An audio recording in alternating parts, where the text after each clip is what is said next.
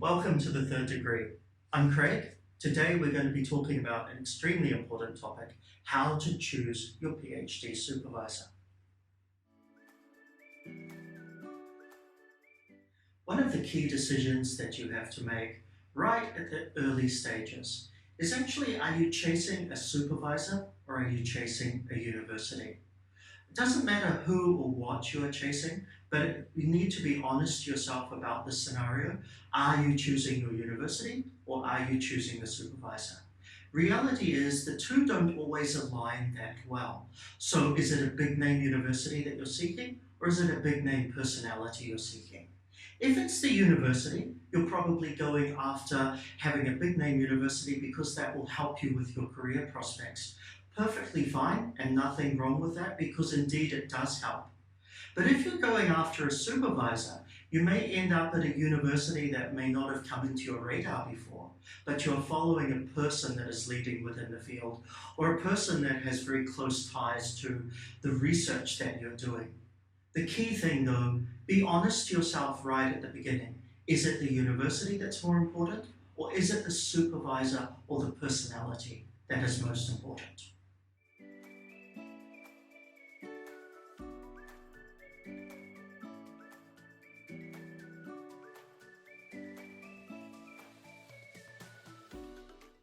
This is assuming that you're even allowed to choose your supervisor. Make sure that you check the university policies first to see whether you can choose your supervisor or whether the department assigns a supervisor for you. In some cases, university departments will assign supervisors to students based on the principles of equity, making sure that no one supervisor is overworked with research students, and to make sure that everybody is participating within this. While this can be acceptable, it may not be in your best interests. And if it's not, then you've got to make sure that you are either choosing a university where you choose the supervisor, or you've got to look at the power of lobbying and how do you negotiate with the universities to make sure that your assigned supervisor is the person that you've chosen. Important, before you even make first steps of approaching universities and or supervisors, check out what the university policy is so that you don't get disappointed during your first meeting. And make sure that even if you decide, I'm okay with the university chosen supervisor, make sure that you really are comfortable with those arrangements, because the next 2 to 5 years are with that person.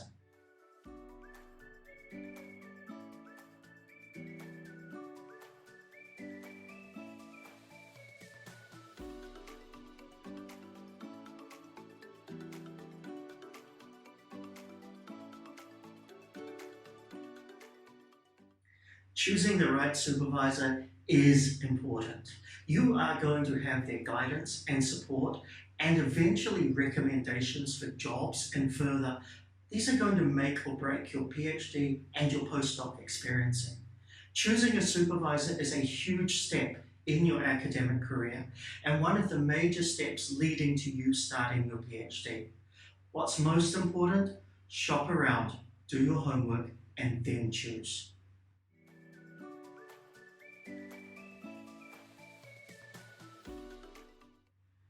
Different universities have different guidelines on who can supervise you.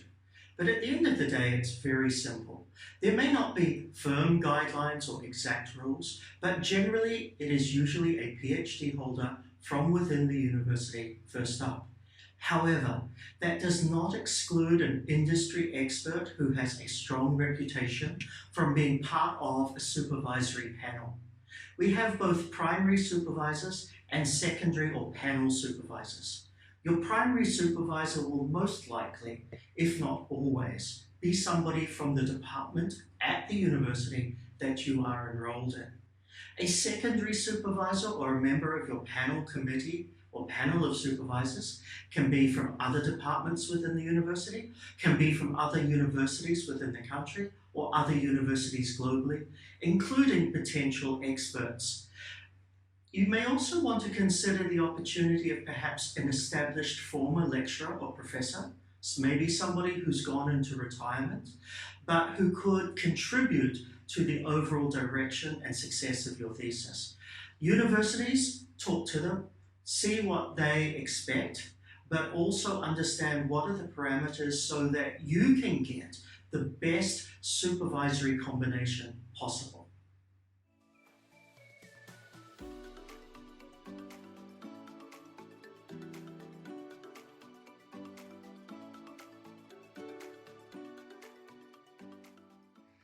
A lot of students might ask, how many supervisors can I have?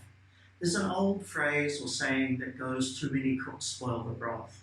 So you're not looking for 5 or 10, but you are looking to ensure that you get a good number, which would usually be 2 or 3 supervisors that cover a range of things or a range of issues. So I look at 4 key issues: policy, practicality, purpose, and hierarchy. Policy is about what the university expects from you. Some universities say you must have 2 supervisors. Some say you are allowed up to 4. Find out the policy and use that to guide you. Practicality is about what can each of the individuals contribute, and also, given their location, how easy is it for you to communicate with them, to get responses, and to actually effectively work with them one-on-one and together as a panel plus student. Purpose comes down to what do they contribute to your research. Maybe one is very focused on the content that you're looking at, the theories that you're developing or contributing to. Another may be very focused purely on the research methodology aspects or other areas that you could be focused on. So look at what their purpose is and how that interties with the others. And finally, the hierarchy. You've got to look at who is going to be your lead supervisor, and then what role do the others who contribute play in that process.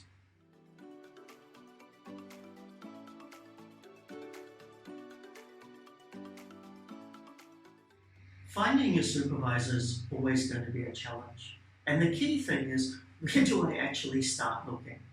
You know, there's a few common sense things, and then there's a few other places that really work. From a common sense approach, we look at our own experiences with individuals. We probably already know our potential supervisor, or we know of them. Maybe we're asking other instructors, colleagues, alumni, former students to find out who they recommend or who they think is good in the field today. But we can go beyond that. We can look at university websites, down to the department sites, the personal pages for each of the academics, and make sure that you check out their publication record when you're there as well. They have faculty research interest documents that are on the faculty pages to give an indication as to the research areas the universities are interested in. Look at academic blogs. Go to LinkedIn, type in and search for academics within your field, and you will get an impressive list. Look for really good academic textbooks, articles, or publications. In that case, who is hot at the moment? They are potential supervisors for you. We have numerous research databases like CiteSeerX, Google Scholar. We have scientific databases. We have project listings such as Find a PhD database. You can also look at recently submitted dissertations within your proposed field. A lot of dissertations today are online, which means you can access them from the luxury of your home computer. A little bit different, but something that I also find very valuable, is head to YouTube. You might say, that sounds a bit weird, but at the end of the day, you will see the supervisor, the lecturer, the professor performing in their natural environment, maybe giving a lecture, maybe interacting with people. That will give you a great heads up on their personality and their approach before you approach them through a meeting.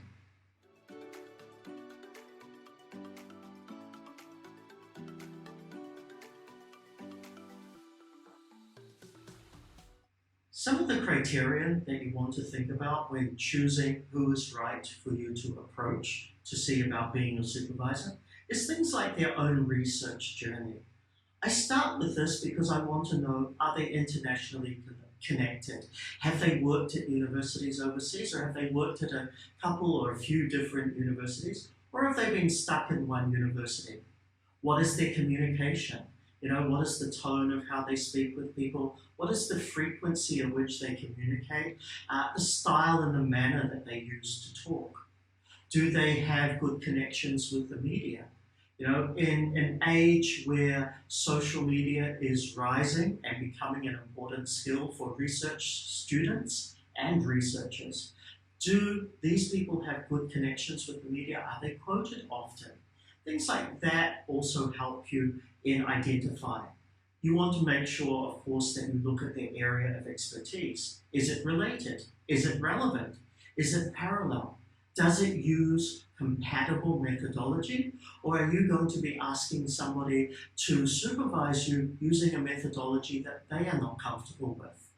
Is the individual available? Very important point, because they may love your research and they may want to be able to supervise you, but for various reasons like sabbaticals or additional workload that they've got for the coming semesters, they may not actually be available to take on board research students. You do want to look at their style, their personality, and whether their standards are compatible with your own. Are they prepared to work with you? Are they prepared to work with others that you have in mind for a supervisory panel? What is their supervisory experience? How many students have they successfully supervised before? Now, that being said, a new supervisor is never a bad thing, but you may not want to have them as your primary supervisor right from the beginning. What are their current research interests? It's good and well if you're doing something that aligned with them 5 years ago, but if they've moved on, what you've got today is regression for them, and it may not work out to be a fantastic supervisory model. Which students have they supervised, and how did they perform? What did they say about it? You want to also ask about the freedom to work. Are they open to new ideas, new ways to explore, new methodologies, new paradigms? Somebody who's perhaps a bit more stuck in their way is going to limit your flexibility with your research. So it's important to make sure that you are aligned with that. Are they time conscious?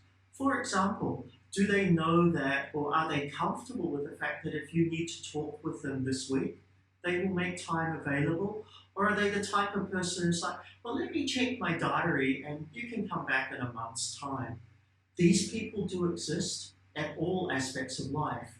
But when you're a research student and you're up at 3 a.m. racking your brains on doing something, you want to know that you have a remote possibility of getting some communication with your supervisor the following day. You also want to think about other things. Job prospects. Can they help you with your postdoc? Convergence of interest. Making sure that where you're heading and where they're heading aligns well. Do they have a personal reputation within the field? Quite often, and like the earlier segment where I asked, are you choosing a personality over an institution? What is their personal reputation? This can be good or bad. Some people are known to be difficult but thorough. That might work for you. Others are known as leading people within the field. They're going to be popular, but you also know that that's going to be beneficial towards your research. You also want to ask about or think about what are their social networks? Who can they and who will they introduce you to? And finally, one of the criteria that I personally think is important is, will they take a stand or can they take a stand for you? I.e., are they going to support you in a contentious issue, or are they the type of personality who's more likely to throw you under the bus? Each of these criteria give you a way to look and evaluate. Each of us will have our own methods of evaluation, of course, but we need to be able to look at basically cast a wide net, look at a broad spectrum of ideas to be able to see, is this potential supervisor a good fit for me and a good fit for my research?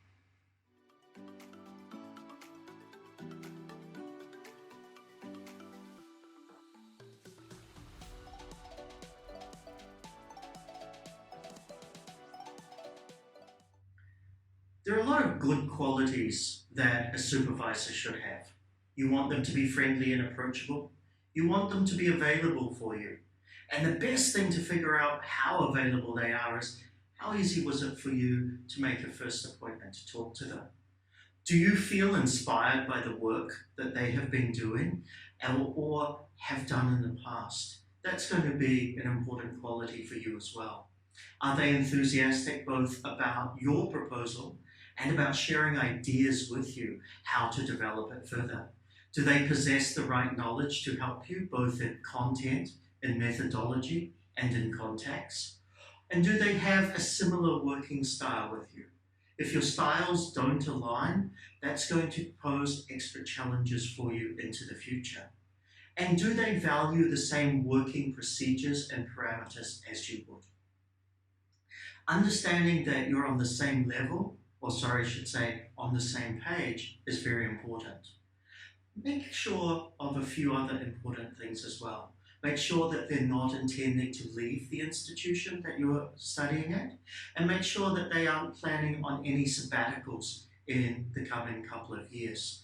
I had a former supervisor tell me 2 years in advance that he had a sabbatical coming up and whether that would have been a problem for me at the time. Make sure they have strong connections within academia and make sure that they're up to date in their latest knowledge. Make sure they're up to date with the latest knowledge in your field of study of both the findings and the publications that there are. Choose a supervisor who excites you. I can't overemphasize this. You're going to spend 2 to 5 years of your life working with this person or these people. So make sure that they are going to constantly be a source of inspiration, if not motivation. Make sure that personal chemistry is there as well, because you are going to spend time and you need to have them on board for your success. And finally, align expectations. Can they give you what you need? Can they train you in the methodology that you want? Can they introduce you to the people that you need to meet? And conversely, can you deliver what they expect from you?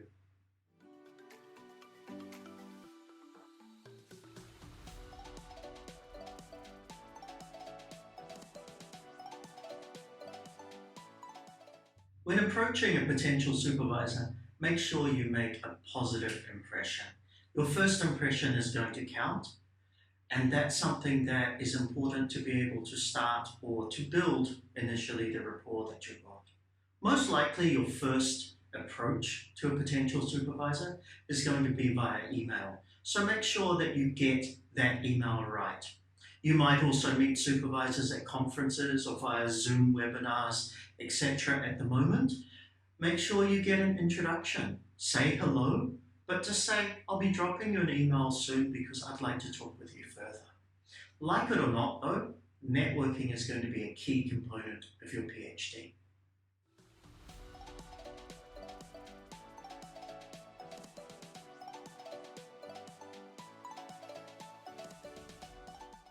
When you email a potential supervisor, there's a few basic courtesy things to think about, as well as how you go about structuring it. At postgraduate level, you're expected to have strong communication skills. So make sure your email is 100% accurate, because the first thing to put somebody off is spelling, grammar, and formatting mistakes that show you don't have attention to detail. I may sound a little bit old-fashioned, but at the end of the day, your PhD thesis, the research that you do, the writing that you do along that journey has got to come across as positive and as professional as possible. Some basic things to think about are using the correct title. Is it doctor? Is it professor? Do you know them individually and you're on first name basis? If not, use their title. Always have the dear. Always finish with kind regards. It's simply levels of professionalism that help to make you stand apart from some of the others that might be emailing them that may look less impressive. Make sure that you do your research first as well. Speak knowingly about what they have contributed to the field, about what they do and about where you're going with this as well. Don't do a ubiquitous message that's copy and pasted to every academic that you want to talk to. Make sure that you personalize each of the messages that you've got, unique to the individual. We can tell when you write to us and you've used something that is sent to 20 other people. It feels bad. It really feels bad.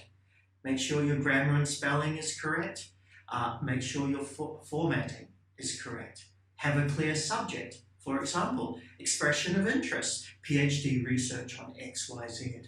Make it clear from the subject that you're looking for a supervisor or you're looking for supervision. Be brief, be clear, be concise, but at the same time, outline what your skills, your knowledge, and your academic background is.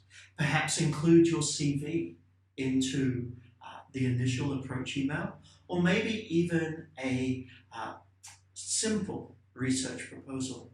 Different people will give you different suggestions on how you would go about this. Some say, first approach, you don't need a research proposal.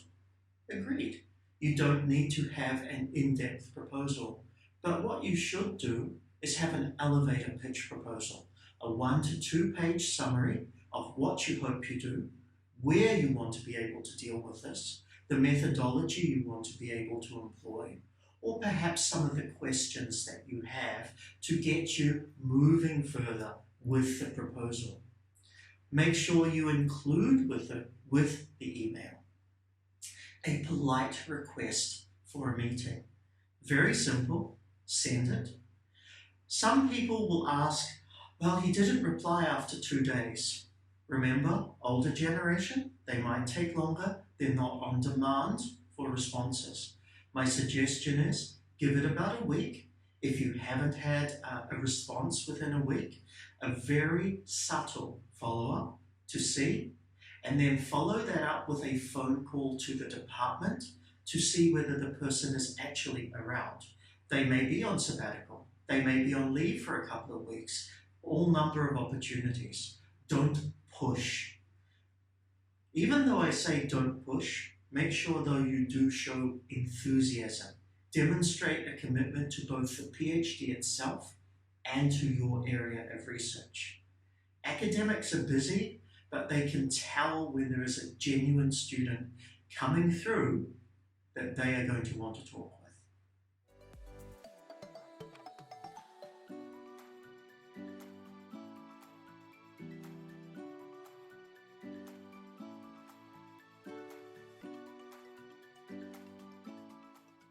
When it comes to time to actually meeting the individuals that you have asked to talk to about supervision possibilities, think of a few basic things.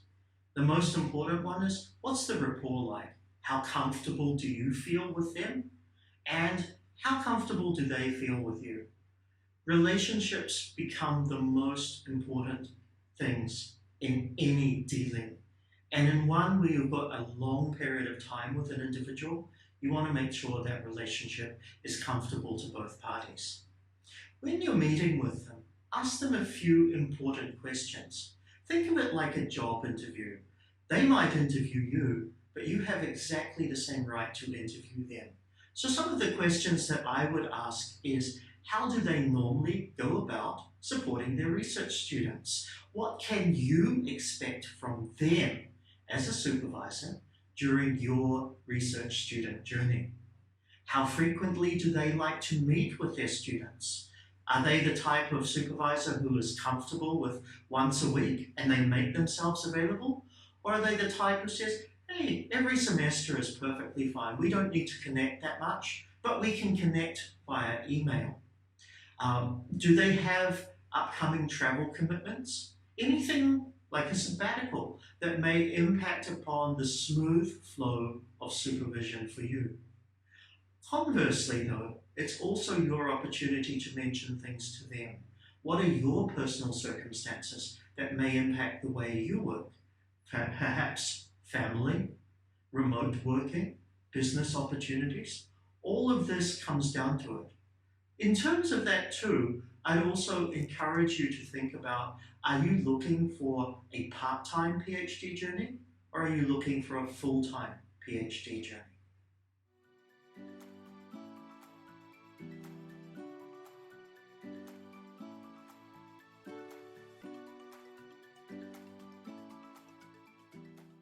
Just make sure that you make a good impression. Ask questions of them, see how they answer. What are their responsibilities towards supervising me? How much time are they going to have? What arrangements would they like and are they comfortable with for a second or subsequent supervisor?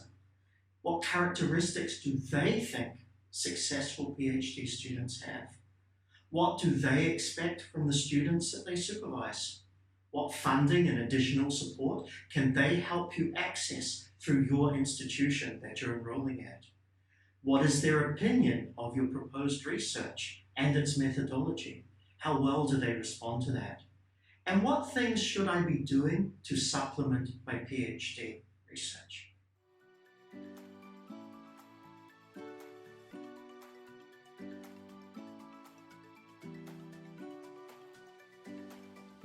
PhD relationship that you have with your supervisor is as much your responsibility as it is theirs. So make sure you are open and honest about a lot of things. You need to make sure that you can display independence and ability to manage problems on your own. They're not there to solve your problems, they're there as a sounding board to advise and guide you. Make sure you also initiate and maintain regular contact. At the end of the day, the process is driven as much by you as the research student, and it is by them as the supervisor. Meet agreed deadlines. Be realistic about those deadlines as well. You know what you can cope with, and you know what is going to work for you. Always show a professional, positive attitude and understand your mutual responsibilities and expectation. The most important one, as in any relationship, use the supervisor's advice and feedback.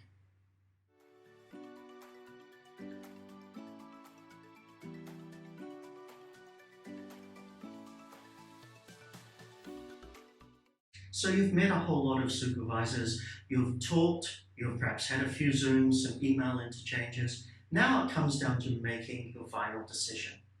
Have you talked to their students? One of the things that I did early on in my journey was actually talk to other students that they had supervised. Does the supervisor offer to introduce you to some of their other students? Check out things like an alternative calendar. This is a document or an online site that provides a different form of feedback to the formal feedback that universities do. So where I come from, the alternative calendar gives real feedback from students that hasn't gone through the university system. Find out how many successful theses your supervisor or the chosen people have actually been involved with. This will help you. But remember the reputation of the university.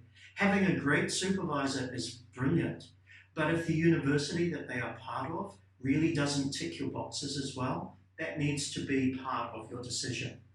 And finally, look at the university guidelines or the policy for PhD supervision.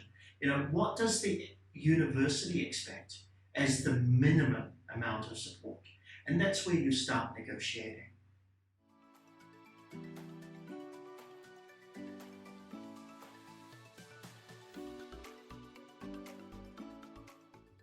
So you've spent this time, you've identified, you've started working with your supervisor. Fantastic and congratulations.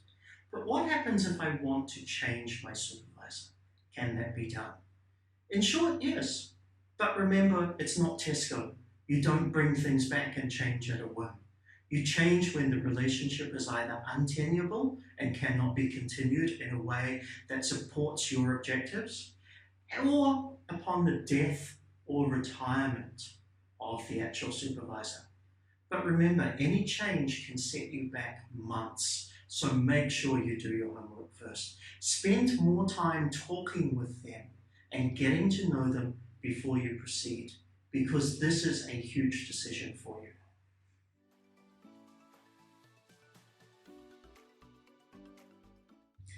I hope that this short discussion has given you some ideas as to how to think through choosing a supervisor.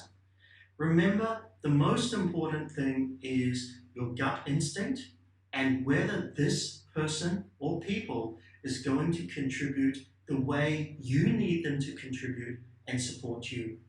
It's much like choosing a doctor, choosing an insurance agent, choosing a life partner. You've got to do as much as you can in advance to ensure the success of the relationship and that it's going to meet the needs that you have. Thank you.